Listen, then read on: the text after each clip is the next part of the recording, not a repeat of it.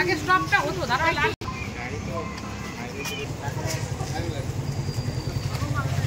দারুণ দারুণ শুভঙ্কর ভালো হচ্ছে দারুণ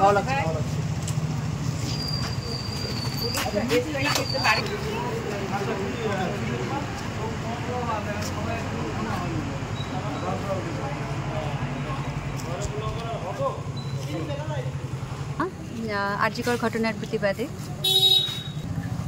যাতে লেখাটা সকলের চোখে পড়ে এবং সকলে প্রভাবিত হয়। এখন আমরা জানতে পারছি যে যারা সোশ্যাল মিডিয়ার সংস্পর্শে আসেনি তারা ঠিকমতো জানতে পারছে না, বা সমস্ত প্রতিবাদ যে জমায়েতগুলো হচ্ছে বা মিছিলগুলো হচ্ছে তারা একটা হতে পারছে না। তো তার জন্য আমরা চেষ্টা করেছি যে সকলে সবসময় চোখে আগুনটা যাতে না নেভে, এটাই আমাদের মূল উদ্দেশ্য। সেজন্য আমরা চেষ্টা করেছি রাস্তায় লিখে সব সময় যাতে ওটা ট্রিগার করতে থাকে মানুষের মনে যে এখন আমরা বিচার পাইনি, আমাদের বিচার চাই এবং এই আগুন নিভতে দেব না।